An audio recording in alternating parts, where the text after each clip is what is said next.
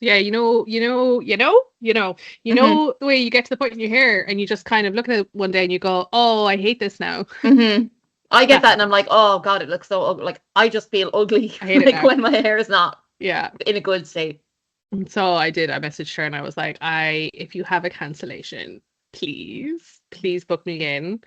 And because I had been letting it kind of settle, it's probably been about a year that I've actually let it, like, the color's all gone. I've grown out most of the bleach, really got it nice and healthy. But it means that all the people I've been working with over the last few months have only ever seen me like this. Oh yeah. Oh God, they're gonna get a shock. It's hard to say, like, oh, you don't understand. This is normal. Yeah. This actually was normal. a little in between. Like, we're just letting it grow out for a little bit to give it a bit of a rest. So that's you've got the very standard Toronto girly look, right now with the blonde, but the lived-in blonde. And the lived-in blonde is just my hair. I know some of us aren't as lucky to have natural blonde hair, but look. Yeah, I mean, it's a little dark. Except me and you. Yeah. So yeah, I messaged her. I was like, do everything. Cut it, color it, bleach it, do it, go nuts. I can't wait. I'd say they love people like you. That they have creative license over your hair. Yeah. You could tell the last time or two, when I was like, listen, for a while I'm gonna try and like do less. I did one session of like a kind of lived-in blonde just to soften the line. Yeah. And then I said, that's it. I'm not putting any more. I'm not lightening it again until that all grows out. And we'll put some color in over it, but it doesn't stay that long when it's not fully lightened anyway. And so you could tell, like, she's like a little disappointed. And then I messaged her and I was like, please do everything you can think of, whatever you like. And she was like, okay, great, come in a week. I was like, yeah. Perfect. Oh God, I can't wait to hear what the team I know. I've been weighing up whether I give them a heads up or not, because they probably won't. Like, you get so used to seeing someone, you know what I mean? Like, it would take a minute, I think, to be like recognized as me. I also wanted to get it done before Elevate. Yeah, I mean, you'll stand out more, and people will remember you more. This, right? Yeah, personal as branding, well as remembering. I know. I'm sorry, I said it. I didn't mean it. I'm going to cut that out. I didn't. I hated it. I said immediate regret. Marketing yourself through your hair. Oh no. But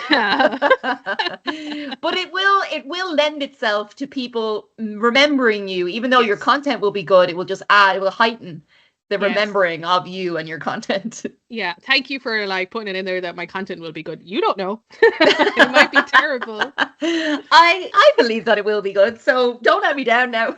I'll do my best. I'm just assuming it's going to be great. Yeah, come to Elevate in Toronto. It's going to be great. Woo! We'll be there. Especially Thursday, Meridian Hall. I want to say 2:00. I was going to say 11, so I have no idea. Wait, schedule, Elevate. Let me just go check. Thursday, anyway. Definitely Thursday. Yeah. Definitely Thursday. Thursday the 9th of October. Yes, Thursday the 9th of October. Yeah. And then probably at a few parties. A few hoolies. Yeah, a little after dark. Hoolian in Tipperary. Oh yeah, a little hoolie. Okay, yeah, because I don't think they have it here, but I love the word hoolie. No, I've never heard it over here. Your session is at 2:40 p.m. Thank you. Yeah. Elbows up, building a tech stack with Canadian values. Damn Skippy. It's gonna be good. It's gonna be great. I will be there taking pictures and posting them to our story. Try and get me from a good side, which I don't know what it is. Dead on. It'll be perfect. We'll be handing out business cards to everybody I see. Yeah. So that's your hair. That's my hair. Very important. I felt like I saved that up to talk about that today. That's all right. I booked mine in for a few weeks too, so did you? I get it. Well, now not getting nothing mad now. Not one to go too crazy. I think you should. I do dye my hair pink sometimes, you do, and it's lovely. Yeah, but I like it washed out, so I can just have blonde hair again. Yeah. And oh my God, highlights are so expensive. I think I'm gonna get it done here half head in a few weeks, and then wait till I go home to get it done for half the price at Christmas. So we'll see. Oh, that's not a bad idea. Yeah, because they don't charge you for the blow dry at home. They charge you for it here. Yeah. And so I'll probably just get the highlights in no cut, and it'll be like €110. And they don't expect a big tip either. No, So that's not the thing. it's not a thing. Maybe I'll give them a fiver, you know. Hmm. So we'll see. We'll see. But anyway, welcome back to A Word with Yourself. Yeah, we are talking about the important things in life. Yep. Yep. Your roots. Honestly, Yes. there's no feeling like coming out of the hairdressers with a fresh set of highlights. I Not a know. root to be seen. And The honestly, I best. highly recommend people doing a full colorful, like creative colorful at some point in their life, because I could whenever I have a lot of color in my hair, I could walk out my door and look literally the worst I've ever looked in my entire life, and people will compliment me anyway. So they'll be like, "Oh my God, I love your hair," and I'll be like, "Thanks, don't look at me." But it's incredibly good for your self-esteem. People shout at you out of cars and everything. Like, nice hair. Yeah, and in a nice way, not in like Make the a change gross from way. nice rack. Yeah. So I highly recommend it. If you need a boost, if you need a self-esteem boost, go get a bunch of colors in your hair. Yeah. Walk around for a bit amongst people. People will compliment you. Yeah. I can just imagine like Irish people being like, "Oh God, don't give me a compliment." I know. Appreciating it, but then like, just deep down. I think it's so funny Really because I uncomfortable. agree. It's like I find it uncomfortable, but like nice. And then, but I think I respond because, like, when you're talking to people, like if I'm talking to people from home, like the Irish accent is obviously very prominent. Yeah. But if I'm talking to Canadians, it slows down a little bit and extends a little bit so that's more understandable. I think I never sound more Canadian than when I'm accepting a compliment. It's almost like I have to shift into a different person and be like, "Oh my God, thank you." Yeah. Just so it doesn't really. It's not you really. The shame part of your Irishness. I know. Yeah. It's separate. Yeah. Oh God. Yeah. Yeah. The only place it doesn't get as much of a great reaction is my grandmother now would be she wouldn't be happy with the colours. Oh well, yeah. She wouldn't say anything though. The thing is she doesn't say anything when I have them. What she'll do is she'll wait until they've washed out a little bit or grown out, and she'll say, "Oh, I love the hair. I love your hair color now, Jenny. That's a nice normal color now. I like that." That's a good acceptable color now. She's like, "Oh, that's a nice normal color now. I like that now. Better than that purple now you had in it. This is lovely now." Oh, you can't I be know an how Irish she granny feels. for. No, you can't. They'll keep you down to earth for sure. They will. Yeah. God. What are we gonna do when that generation's gone? I think people are keeping the tradition alive. Good. We need a bit of reality check every now and again. Yeah, even if it's not completely warranted. Yeah. I'd say things that we find that we think are normal now, and when we're older and they're doing crazy things, we'll be the same. It's gonna be us. For sure. Yeah. You're like, what are you wearing? Jesus. Your jeans are so wide. Get a good pair of skinny jeans there. My God. Anyway, should we talk about some work stuff? Yeah, maybe, yeah. What are you seeing in the news? AI. When is AI not in the news? When is AI not in the news? We have I have questions for Leslie. Okay. I have questions for you, Leslie. Yeah. So I also find it weird here. It's like, do I talk directly to you or do I talk about anyway? Because you are marketing. You are marketing. I am. Being is marketing. The marketing in the world. And an interesting trend that I've seen come up, because I've noticed that I don't really Google stuff anymore. I will ask one of the LLMs. So especially, and even when it comes to things like looking for a hotel or like trying to find a company that does this or trying to compare like product solutions, I'll be like, hey, I want to find like a customer service tool that will work for this size company, like within this budget. Like, do you know about, and it'll come back with a list of companies and comparisons and like price ranges and stuff like that. Much better than if you were to try and Google it, by the way, which is why I keep doing it. But it also made me, think that if we're all doing this and, we have seen other people talk about this, I'm not assuming everybody's doing what I'm doing. We are trending toward this. If we are shifting our consumerism, be it for like standard retail stuff or like business consumerism for like, services and products, et cetera, if we're shifting those questions and queries about them to LLMs like ChatGPT, What of the future of marketing? Because marketing pivoted from like get your ad in the newspaper to like just do SEO, just, get up the page on Google, do all the backlinks, yada, yada, yada. But if that's not important anymore because people aren't using Google for this anymore, like what does marketing look like now? In the Like what does your marketing future strategy or look like? now? The future is here. It is. And I think for me anyway, like there's kind of no solid answer to it right now because we're still in that kind of in between working out how do we use ChatGPT for things, how do we incorporate it into all our different strategies and things like that. And as you said, SEO has been literally the buzzword of the century, I would say. Like you can't go into a marketing strategy meeting without anybody bringing up SEO and, making things better for SEO this and SEO that.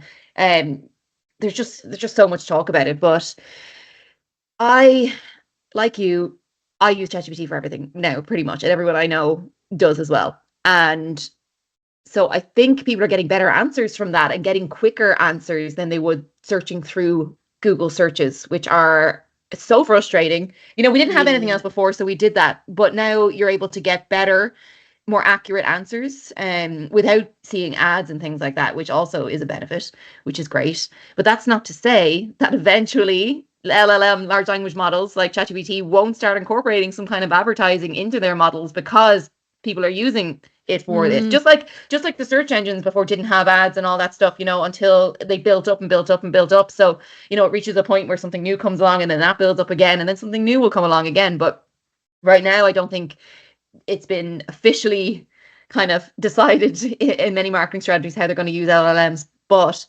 if you think about it, and this is something that we do, like with Red Insight Group, we try to put out, high quality content that's factual and things like that. And that's really what ChatGPT and other AI pull from.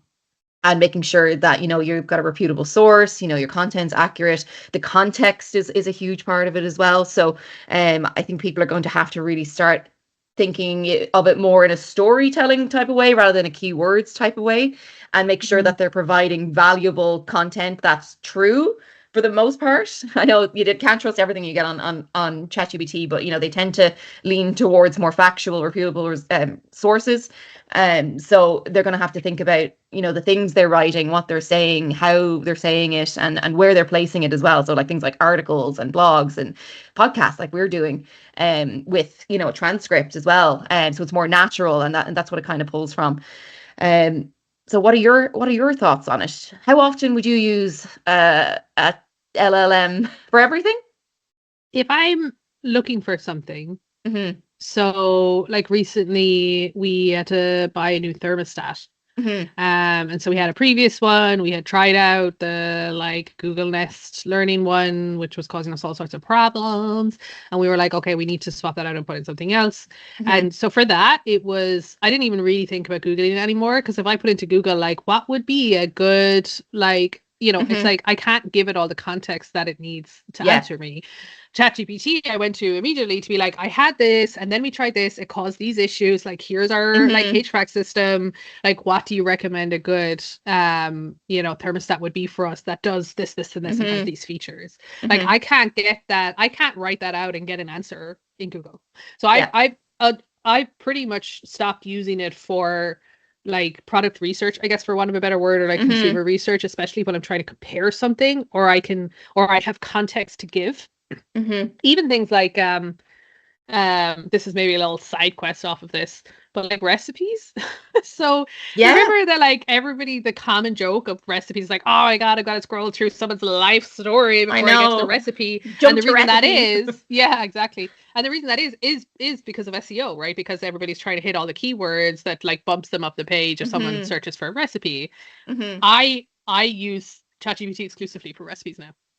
Like exclusively. I'll literally be like, especially as we've recently converted to an air fryer, so I'm trying to convert a lot of cooking instructions. So I'll be like, hey, I have this thing. I might send a picture of the cooking instructions and be like, how should I do this in the air fryer instead? Or like, I have asked for very specific, I've done things like said, hey, there's this, like a Mars bar cake that you get in Ireland. I'm like, hey, so there's this Mars bar cake in Ireland that we could get. I think it's got these ingredients in it. It looks like this. It's pretty common. Can you give me a recipe for that? Because other than that, it's not really common over here, so I have no way of finding it, or I'd have to scroll through like 10 different recipes on Google, and it just did some research and gave me a bespoke, oh, it sounds like this, and like, here's a common recipe for that. Let me know if you'd like to tweak anything, And so let's change that too. So I now use ChatGPT or something similar for most of my consumer questions. So as it relates to cooking, as it relates to shopping, as it relates to product research, like comparison stuff, even gift ideas sometimes, I'm not using Google for that anymore. I'm and just that's not. Crazy. Like, if you think about it, it's crazy how probably quickly it happened. How quickly it's flipped. And like, I didn't even realize I was doing it until we like kind of started talking about this topic, like sometimes I'll search Google, very rarely though, I don't even know when I would usually do it, but ChatGPT, I just keep using that as an example, but LLMs, they favor like plain language and like conversational tone and stuff like that. So when you're writing down exactly what you're looking for and like your conversational tone with all the keywords, it's going and pulling all the information from the internet that can find that kind of like gives that context that you're looking for. Whereas, before, if you were searching for different things that you were comparing, like air fryers, you'd search Google and then you'd have to go to somebody's blog and somebody would have had to research all these different things, but there's still a level of their own bias in there and, things like that too. So it's making everything so much quicker for you too. So it's really,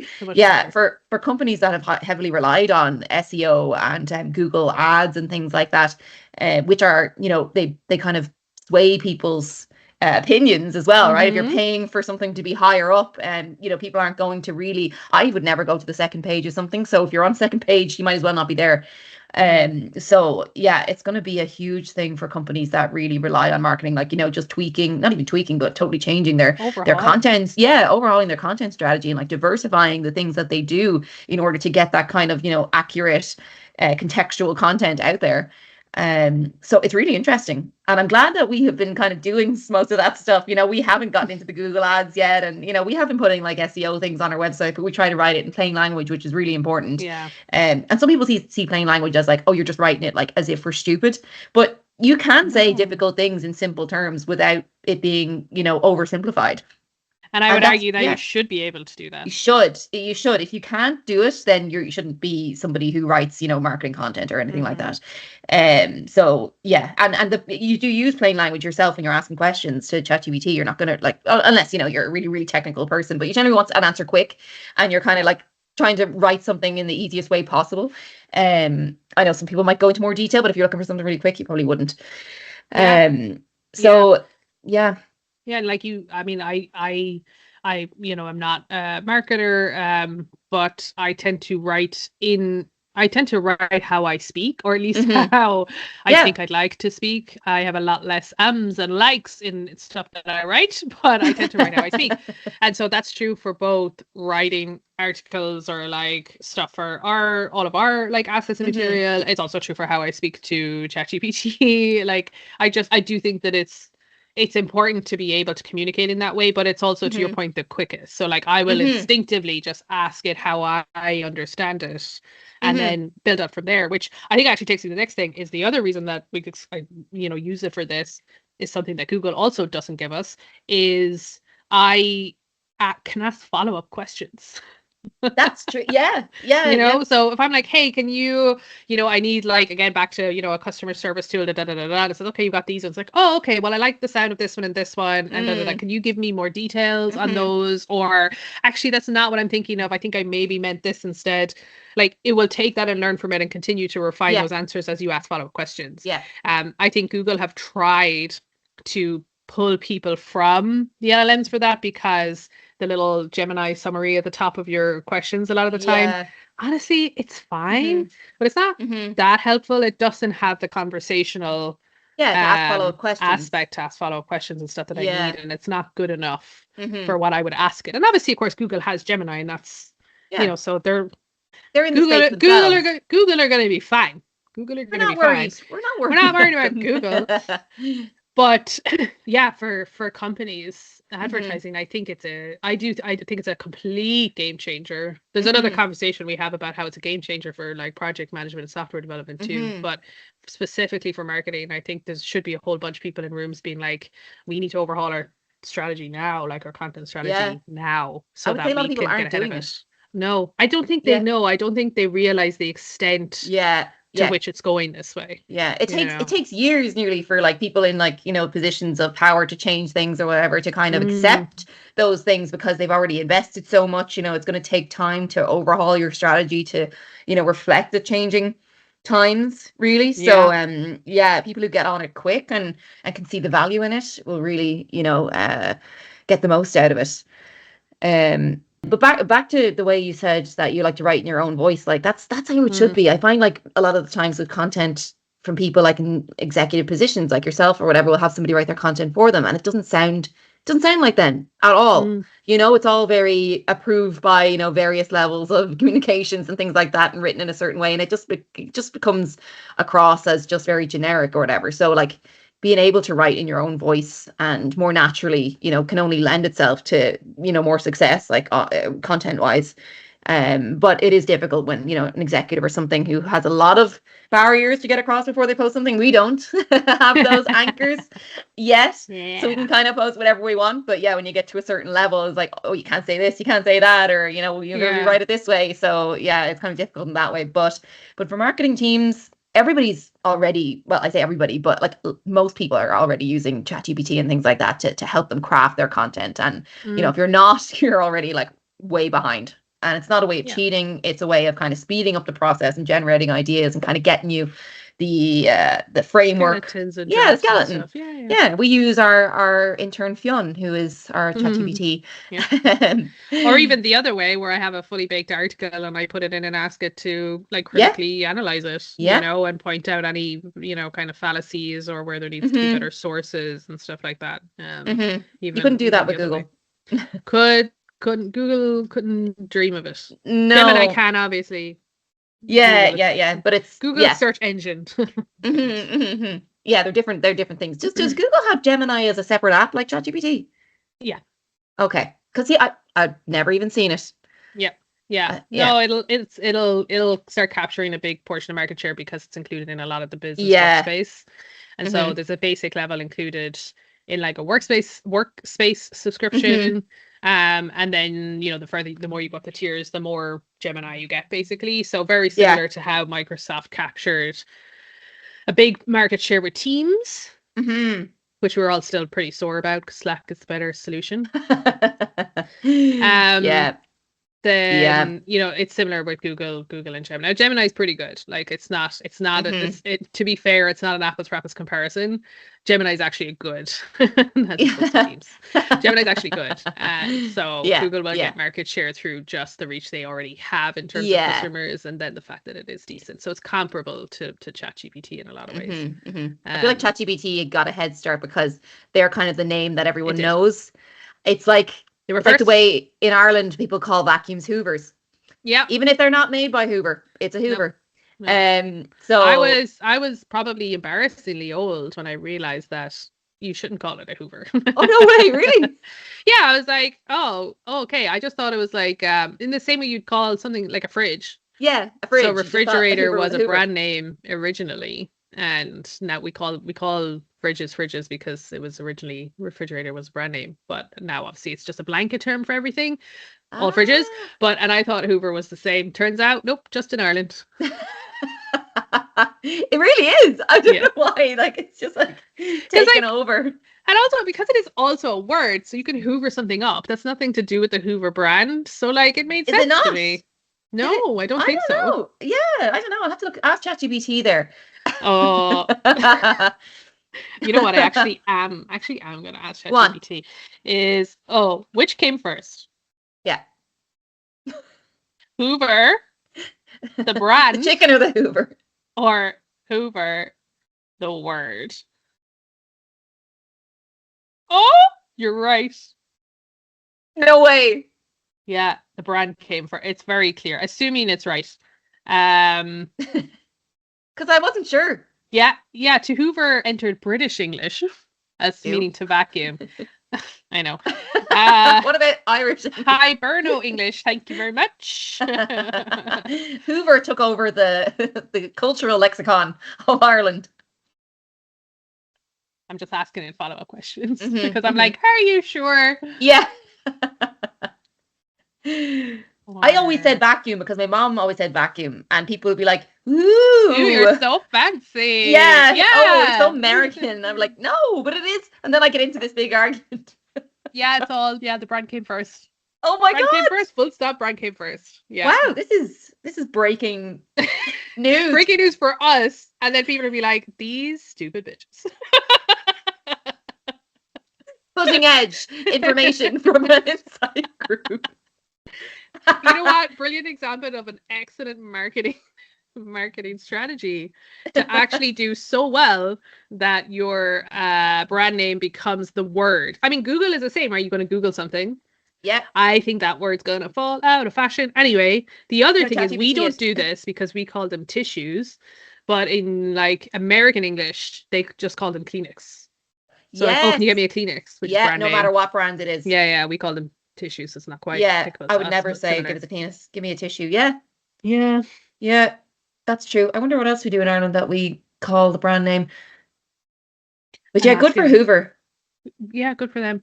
Yeah, I mean that is that is the goal of any brand, I think. If it's a positive thing, obviously. Yes. Or a neutral, like just not a negative, because then that's not good. I found some more examples, and when I say okay. I found some more examples. Okay, go on. I asked. Biro. Yeah. Biro. Just in Ireland? No, I think generally. Oh. Yeah. I never heard of a biro here, but I hear it at home. Yeah, I've heard it at home a lot. That's a good point, actually. Thermos, we don't do that, but that's American English. We would say a flask. Yeah, flask. They would say a thermos. Because over here, a few times I've said to people, oh, I'm going to bring a flask with me, like a flask of tea. And they'd be looking at me, and then they'd stop and be like, oh, I genuinely thought you meant like a hip flask of alcohol, because that's what flask means to them. You're like, well, that too. But I'm like, I'm bringing a flask of boiling water to make tea with. Unfortunately, I'm a bit more boring than that. Photoshop, classic one that we know. Taser, to taser someone, that's the brand name. Oh, didn't realize that. Yeah. Well, we wouldn't say chapstick, so. But no, chapstick lip balm. apparently is one. Lip balm. Velcro. Yeah. Dumpster. What? Yeah. Oh, yep. That's a brand name of like trash can. Apparently came from Dempster Dumpster Company. Dempster. I guess because it was dump and then they were called Dempster. It was like, oh, Dempster, dump, Dempster, dumpster, right? Oh my God. Whoever came up with that is a genius. Yeah, but now it's just known as dumpster fire for the most part. So, good. Which anyways, we're over this recording is a bit of a dumpster fire. No. It's not. But yeah, classic example. Would not have gotten that from Google, not to the same extent. What I would have gotten is a bunch of links to articles where maybe other people have talked about it, and like fair, but like it would have spent 3 times as long reading all of them and trying to compile which ones. That's the truth. Yeah, to go back and forth, try and get like comparisons or different information that might not have been fully explained in the article you found. Yeah, it's crazy. Yeah. So yeah, I think marketing strategy overall is in the cards for so many companies, especially tech companies. If you're selling a product or a service that is your audience or people that are likely to use ChatGPT, you can assume that they are and are like pretty heavily, especially for easy stuff like that. And so your marketing strategy really needs to be tailored towards that. Yeah, towards that. Yeah. Now that I remember, actually, I don't know why I didn't remember, but the communication strategy that I did for work in the last year or so had something about LLMs in the audience kind of overview, like who our audience is and how they find information. Yeah. So that is a good reminder to actually go back, even though, we do focus on plain language and kind of very accurate, factual content. So yeah, it's pretty good, but it's still worth kind of incorporating the fact that this is how things are going and just being mindful of it, which is great. I mean, do people ever use Yahoo search? I want to say no, but it still exists, so I'm assuming yes. I know it's there. I know Yahoo Finance has kind of turned out into their most successful kind of Yeah, wing like of Bloomberg or things. something. Yeah. So I think they're kind of less focused on like, matching Google, in the search engine type of thing. But yeah, like I would have used Yahoo before Google. I remember the Big yawn. time. Sorry, I'm so sorry. Am I boring you? Bored myself. I remember a time. Yeah. This is where we're like, oh my god, it's so late for us in our like Hmm. youth. Where if the battle of the search engines was not yet decided, Yeah. and so people use Yahoo just as much as they use Google, just as much Hmm. as you would use the search function in like MSN R.I.P. homepage, MSN. MSN homepage. Obviously Google won that, but I just looked it up, and yes, Yahoo still exists. There's a bunch of Oh, other it still stuff on it. exists. I don't know if people would go there first, Mm. unless it was the only option. Because I know some places have Google blocked or whatever in work or whatever, and they might have to use Yahoo. Oh, that's a good point. Yeah. So sometimes you're forced to use them, but it wouldn't be your first choice if you had the option. Yeah. Mm. Hmm. Yeah. Interesting times. They are. So stay tuned for an article on this in the Yeah. coming weeks. If you've got this far in the podcast, stay tuned. Because of course you have. Someday someone's going to sit down maybe and listen to all of them and like realize just how much we joke that nobody listens. Even though we know some people listen. I know. Yeah. We've got like 2 or 3 consistent We're followers. going to listen back and just have the best time. Yeah, we will. Sure. Yeah. No, it's good. So It's any good. Change your marketing news, strategy, folks. Change your marketing strategy. Revisit it and consider LLMs and how Yeah. people find their content.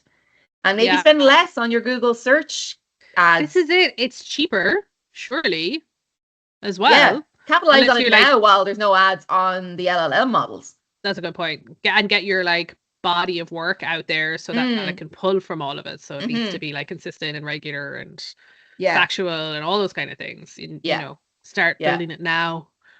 Build it and they will come. Yeah. On another note, something that I just saw before we started the call was, and I cancelled my Crave subscription because I'm not using it right now because I have so many different subscriptions.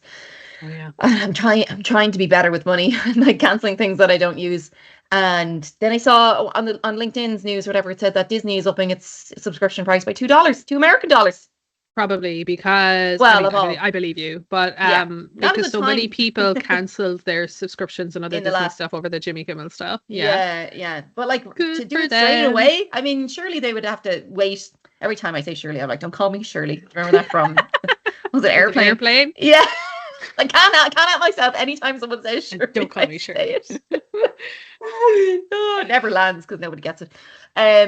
But yeah, surely like it would take a while for them to see the negative effects, like, revenue wise. But that was not my point really. It was just that like they're all so expensive.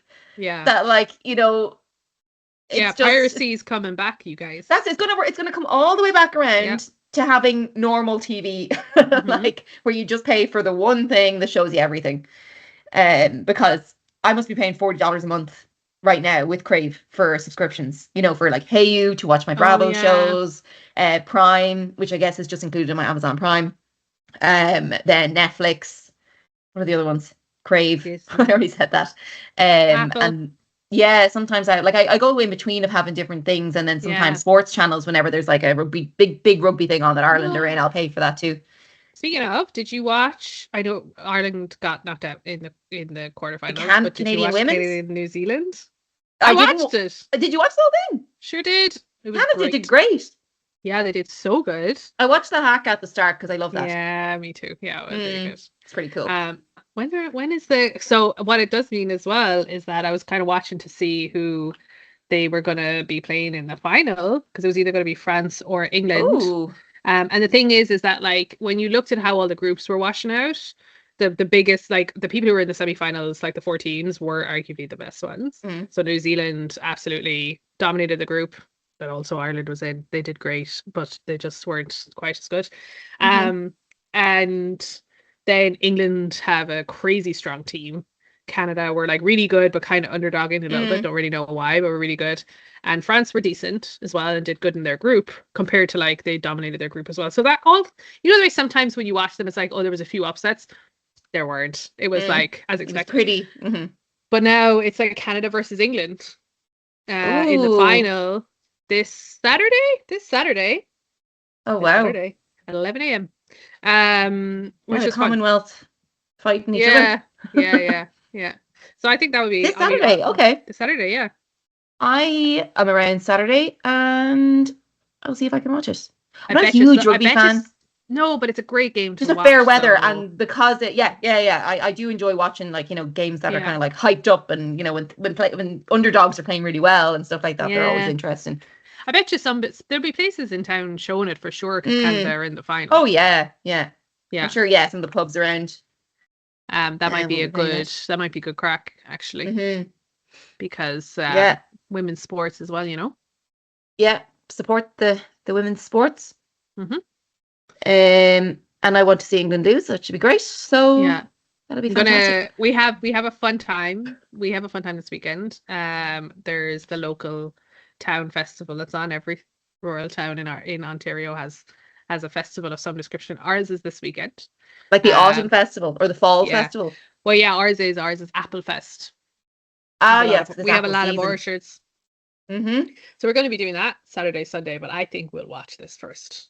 And that will be good in this household to watch a Canada versus England. Yeah. Since you're both Canadian citizens now. We're both Canadian citizens now, yeah. And then you've got one Brit. One Brit, yeah. Can't get them out, you know. You're single-handedly mending relations between. I am, yeah, single-handedly. So I'll be rooting for Canada. Yeah. So will everyone else outside of England. To be fair, he's probably rooting for Canada too. I know. So, yeah. I mean, who wouldn't? Like, come on. Who wouldn't? The underdogs, except obviously the English team. But like everyone else probably would like, go on, let them have a go at it. There's a funny, I don't know, one of the Irish comedians, it might be Tommy Tiernan, but it could be one of the other ones, says a funny bit about, like, you know, people asking Irish people, like, do they hate the English? It's like, no, we don't hate the English. Like, the English, you know, individual, they're lovely. Like, they're a grand bunch of lads, you know. We just really like to see them lose in, like, sports and, like, war. That's all. Small things. It's so true. Yeah. Oh my God. We get on great, except for two things. Outside of that, no problem. Not a bother. Yeah. Not a bother. Unfortunately, they're the closest thing to us culturally. They really are. Yeah. And yet so far away. Yeah, exactly right. Yeah, like how can you be so close but so far at the same time? I know. Yeah, it's madness. Mad. Yeah, mad. Ted. So it is. Mad, isn't it? So, anything else you'd like to finish off with?